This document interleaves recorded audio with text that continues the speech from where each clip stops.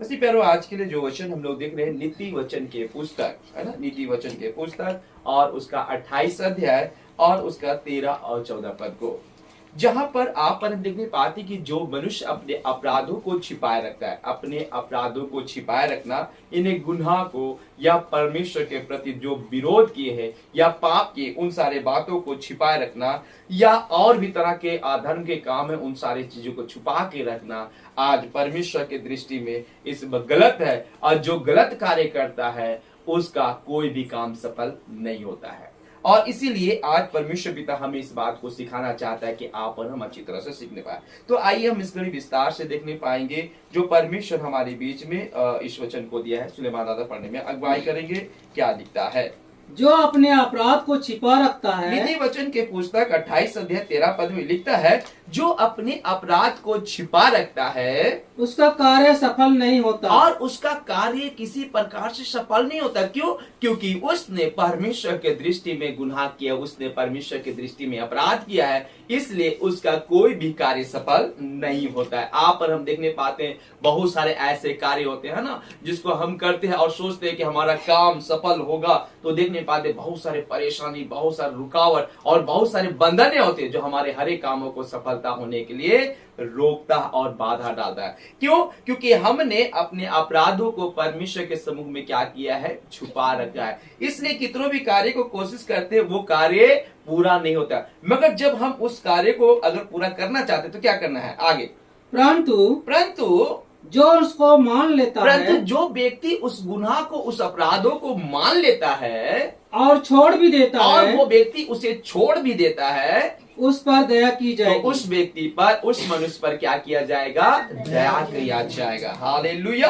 और इसीलिए आज परमेश्वर पिता हमें इस बात को सिखाने की कोशिश किया है कि आप और हम अच्छी तरह से जान ले कि परमेश्वर के अनुग्रह के द्वारा से आज आप और हम बचाएंगे, और अनुग्रह उस पे होगा जो परमेश्वर के आज्ञा को मानेंगे और अपने गुनाह को मानते हुए यीशु के लहू के द्वारा से धोए जाएंगे। हालेलुया। हाँ, क्या लिखता है, एक वचन की ओर आते हैं तो देखने पाएंगे, हम लोग देखने पाते हैं और दूसरा सामुएल 12 उसका 13 पद को, चलिए कोई भी पढ़ने में अगुवाई करेंगे। दूसरा सामुएल और उसका 12 अध्याय उसका 13 पद को हम लोग देखने पाएंगे। दूसरा सामुएल 12 का 13, दूसरा सामुएल के पुस्तक में हम लोग आते हैं और उसका 12 का 13 में हम तब दाऊद ने नतान से कहा, यहाँ पर देखने पाते हैं दूसरा सामुएल के पुस्तक 12 और 13 पद में देखने पाते हैं तो क्या लिखता है यहाँ पर। हाँ, फिर से पढ़ेंगे। तब दाऊद ने नतान से कहा, हाँ, तब दाऊद ने नतान से कहा, मैंने यहोवा के विरोध पाप किया है। नतान ने दाऊद से कहा, यहोवा ने तेरे पाप को दूर किया है, तू ना मरेगा। क्यों? इसलिए क्योंकि तूने परमेश्वर के सम्मुख में अपने सारे गुनाह और अपराधों को माना है, इसलिए तुम्हारे गुनाह क्षमा किया गया और तू ना मरेगा। हालेलुया। इसका मतलब है कि आज आप और हम प्रभु के सम्मुख में अपने सारे गुनाह अपराधों को क्या करे, माने, है ना। जो कोई मानेगा सचमुच में उन पर दया किया जाएगा। इसलिए जब हम लोग देखने पाते पहला यूहन्ना के पुस्तक, हम उसके पहला अध्याय और उसका हम लोग 7 पद में देखने पाते हैं तो परमेश्वर अपने वचन के द्वारा से कहता है, हम लोग गौर से सुनेंगे और चलिए कोई पढ़ेंगे। हाँ, पर यदि जैसा वह ज्योति में है, वैसे ही हम भी ज्योति में वैसे चले। ही आप और हम भी ज्योति में चले। जैसा यीशु मसीह ज्योति में है वैसे ही आप और हम उसके बेटा बेटी वो अपने पिता के मार्ग चिन्हों पे चले, ज्योति में चलता, तो आप और हमें भी ज्योति में चलने की आवश्यकता, ज्योति में चले। हाँ, तो आप और हम एक दूसरे से सहभागिता रखते हैं, एक दूसरे के साथ में सहभागिता। जैसे अभी आज हम लोग सहभागिता रखते हैं, या एक दिन नहीं, ये 2 दिन नहीं, ये हमेशा के लिए, और ये एक टाइम नहीं, ये तीनों टाइम आप और हम क्या कर रखते हैं, सहभागिता रखते हैं। हाँ, और उसके पुत्र यानी परमेश्वर का पुत्र यीशु का लहू हमें सब पापों से शुद्ध करता है। हमें सब पापों से धोकर क्या करता है, शुद्ध करता है। आधर्म और पापों को जब हम उसके सम्मुख में मान लेते हैं तू हमारे सारे अपराधों पापों को यीशु के लहू से धोकर शुद्ध और पवित्र करता है। हालेलुया। इसलिए मसीह प्यारो, आज आप और हम अच्छी तरह से जानने पाए, हमें अपने सारे अपराधों को प्रभु के समुख में खोल के रख देने की आवश्यकता है। कोई भी बात उससे छुपा है क्या? नहीं छुपा है। फिर भी वो चाहता है कि मन से विश्वास और मुंह से अंगीकार किया जाता है। इसलिए आज आप और हम क्या करें? मन से तो विश्वास करते हैं, मगर उस सारे गुनाह और अपराधों के लिए मुंह से अंगीकार करें। हालेलुया, है ना, कि प्रभु हमने तेरे विरोध में गुनाह किया, प्रभु हमने तेरे विरोध में अपराध किया। चले और एक वचन की ओर आते और क्या लिखता हम लोग देखने पाएंगे। और लय व्यवस्था की पुस्तक हम लोग 5 लय व्यवस्था के पुस्तक में हम लोग आएंगे, उसका 5 अध्याय उसका 5 पद को देखने पाएंगे क्या लिखता है। लय व्यवस्था के पुस्तक 5 अध्याय उसका 5 पद को हम लोग देखने पाएंगे क्या कहता है। गौर से सुनेंगे। हाँ, और जब वह, हाँ, यहाँ पर लिखता है लय व्यवस्था की पुस्तक में हम लोग देखने पाएंगे 5 में लिखता है, हाँ, लिखता है और जब वह इन बातों में से किसी भी बात में दोषी हो तब जिस विषय में उसने पाप किया हो वह उनको मान ले। वह उनको क्या कर ले? मान ले। अगर आपने किसी के प्रति या किसी चीज के विषय में गुनाह या अपराध किया है तो सारे गुनाह और अपराधों को मानने की आवश्यकता है। क्यों? क्योंकि परमेश्वर का वचन कहता है यशायाह भविष्यवक्ता के पुस्तक में उसका 18 पद में इस बात को लिखता है कि जब आप और हम उसके सम्मुख मानते हैं तो क्या कहता है, हम लोग पढ़ेंगे। हाँ, यशायाह भविष्यवक्ता के पुस्तक 1:18 यहोवा कहता है, यहोवा परमेश्वर कहता है, आओ हम आपस में आओ ना मेरे बेटे और बेटियों, हम आपस में क्या करें? बातचीत करें। तुम्हारे पाप चाहे लाल रंग के हो तो भी वे हिम के समान, तो भी उसे हिम के समान उजले हो जाएंगे। क्या कर देंगे? उजले हो जाएंगे। हालेलुया। मसीह प्यारो, आज हमारे गुनाह और अपराध तो आप और हम जानते हैं कि हमारे गुनाह अपराध क्या? मैले चेतरे के समान है। इसलिए जब आप और हम उन सारे गुनाह और पापों को मान लेते हैं तो परमेश्वर का वचन कहता है कि तुम्हारे गुनाह क्यों ना गाढ़े लाल रंग का हो, मैं उसे हिम बर्फ की तरह क्या कर दूंगा? श्वेत कर दूंगा, है ना, श्वेत कर दूंगा। तो वो परमेश्वर पिता ही कर सकता है, कोई मनुष्य कर सकता है क्या? नहीं कर सकता। हाँ, तो आज प्रभु के सम्मुख में, परमेश्वर पिता के सम्मुख में, यीशु मसीह के सम्मुख में अपने सारे गुनाह और अपराधों को मान लेने की आवश्यकता है। हालेलुया। हाँ, अब भजन संहिता के पुस्तक में आते हैं 32 और उसका 1 पद से हम लोग आगे देखने पाएंगे। हाँ, भजन संहिता के पुस्तक और उसका हम लोग देखने पाएंगे 32 अध्याय 1 पद से लेकर हम लोग आगे तक देखेंगे क्या लिखता है। हालेलुया। क्या ही धन्य है वह जिसका अपराध क्षमा किया गया और जिसका अपराध को क्षमा किया गया। हालेलुया।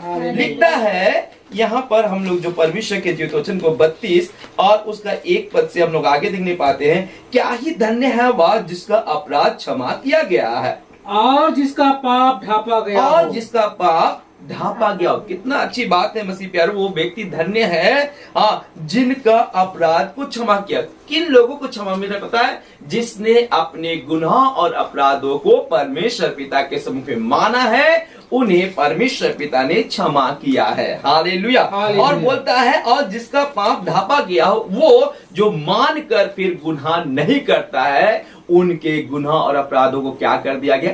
ढाप दिया गया है। इसलिए मसीह प्यारो, आज आप पर हम ध्यान दे और प्रभु के सम्मुख में अपने सारे गुनाह अपराधों को क्या कर दे? मान ले, है ना। आगे और एक वचन की ओर आते हैं और क्या लिखता है हम लोग देखने पाते हैं। हाँ, पूरा करेंगे, इसको पढ़ेंगे आगे। हाँ, क्या ही धन्य है वह मनुष्य, ये भजन संहिता की पुस्तक 32 उसका 2 में लिखता है, क्या ही धन्य है वह मनुष्य जिसके अधर्म का यहोवा लेखा ना ले। जिसके अधर्म का यहोवा लेखा ना ले, है ना। बहुत सारे गुनाह और अपराध है, अगर लेखा लेना शुरू कर देगा तो मैं बताना चाहता हूँ कोई भी, हाँ, ऐसा नहीं है कि जिसके अंदर में कोई पाप और गुनाह ना किया हो, है ना। वो क्या करेगा? अगर बोलता है कि धन्य है वह मनुष्य जिसके अधर्म का लेखा ना लेगा, उसका लेखा नहीं लेगा कि तुमने इतना गुनाह किया, इतने पाप किया, लेखा नहीं लेगा, परंतु क्षमा करेगा, क्योंकि उसने पूरे अपने मन के साथ भी प्रभु के सम्मुख में क्षमा का याचना किया है। इसलिए उनके अधर्म का लेखा ना लेगा और जिसकी आत्मा में कपट ना हो। और जिसकी आत्मा में कपट ना हो। यही बात को मैं बताना चाहता हूँ कि जिसके आत्मा में कपट नहीं है उनके गुनाह और अपराधों को स्मरण ना करेगा, ना उसका लेखा लेगा। हालेलुया। हाँ, अब 3 पद को देखने पाएंगे क्या लिखता है। भजन संहिता 32 का 3।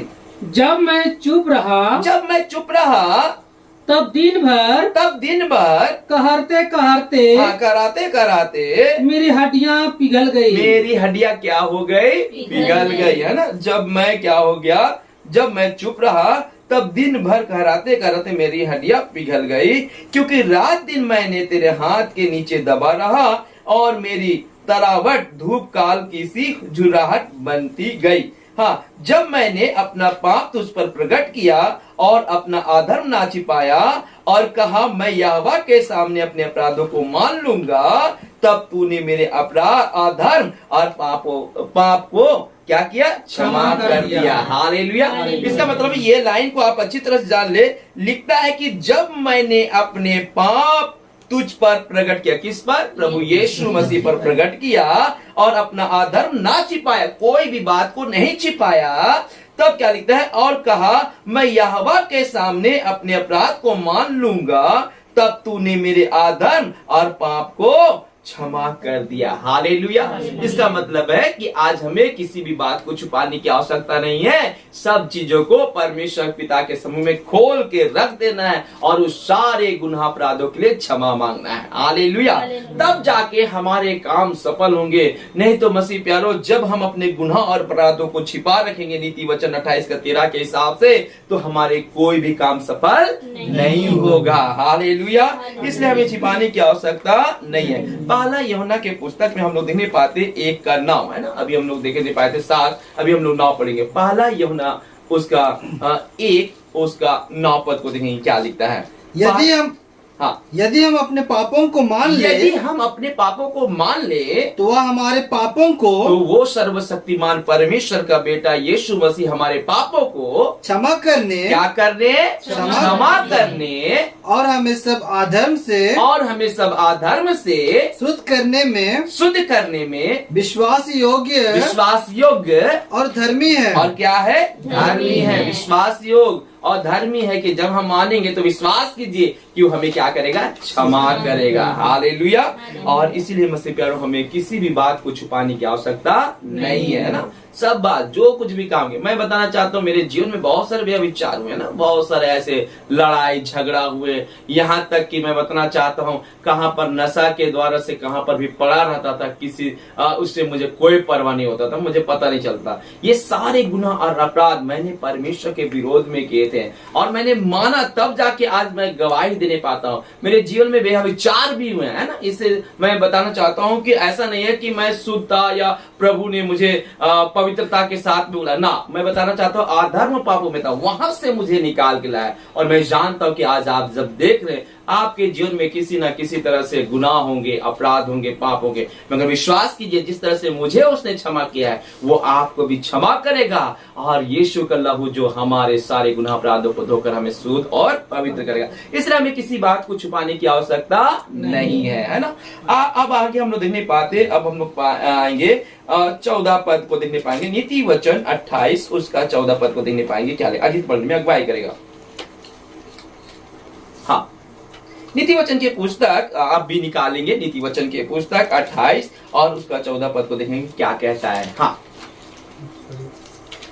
यहाँ पर लिखता है जो मनुष्य निरंतर प्रभु का भय मानता रहता है ना। निरंतर यानी हमेशा जो प्रभु का भय मानता रहता है वह धन्य है। हालेलुया। है ना। कितना अद्भुत बात को बोला है कि जो मनुष्य निरंतर प्रभु का भय मानता रहता है वह धन्य है, परंतु जो अपना मन कठोर कर लेता है वह विपत्ति में पड़ता है ना।